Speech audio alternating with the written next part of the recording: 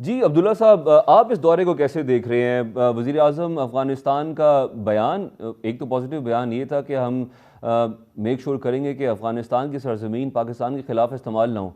साथ ही उन्होंने गिला भी किया अफ़गान महाजरीन का। तो वो क्यों गिला कर रहे हैं? उनको पता नहीं है कि इलीगल इमिग्रेंट्स हैं जो कि पाकिस्तान में थे, और शायद ही कोई ऐसा दूसरा मुल्क हो अनलाइक पाकिस्तान, जिसने इतना अरसा उनको यहाँ पे मेहमान नवाजी की हो, इसके बावजूद एक्सेप्टेंस नहीं है।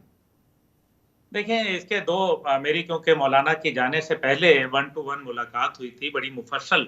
और इसके ऊपर हमने काफ़ी सैर हासिल गुफ्तगू की थी। लेकिन इसके अंदर मुख्तलिफ इसके पहलू हैं। पहला ये है कि मौलाना को और उनकी तंज़ीम को यहाँ बहुत ज़्यादा सिक्योरिटी थ्रेट्स और चैलेंजेस का सामना है।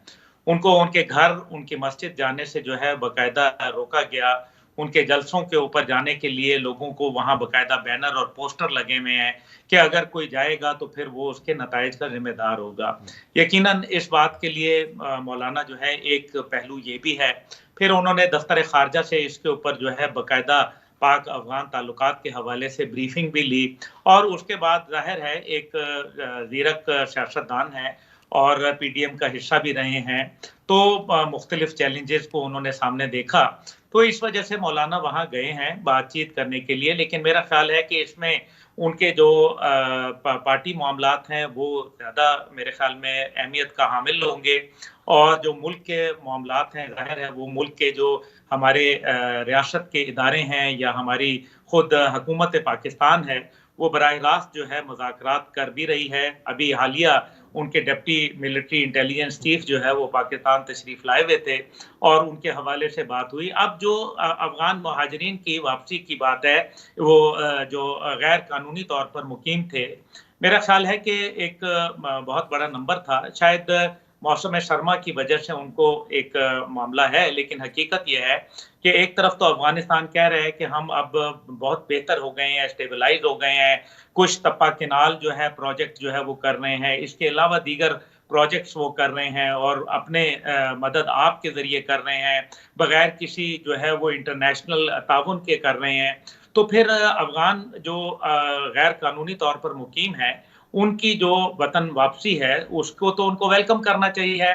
और फिर दूसरी बात ये है कि शायद उनका गिला जो है वो मग़रिब से होगा, क्योंकि मग़रिब को चाहिए था कि उनको फ़ैसिलिटेट करता। मग़रिब आया गिला था तो उन्होंने उनके फजलुर रहमान साहब से किया पाकिस्तान के हवाले से क्लियरली। जी, जी। मैं यही कह रहा हूँ, लेकिन उनका गिला बनना चाहिए, मैं ये जी गुज़ारिश जी कर रहा जी, हूँ, बिल्कुल। क्योंकि उनके मुल्क पे पाकिस्तान ने तो हमला किया नहीं था, उनके मुल्क पे अमेरिका ने किया था, उससे पहले सोवियत यूनियन ने किया था। और फिर जो 48 ममालिक उनके साथ आए थे आईएसएफ फ़ोर्सेस के ज़रिए, उन लोगों को जो है वो ये चाहिए था कि वो ये इसके ऊपर कोई काम करते।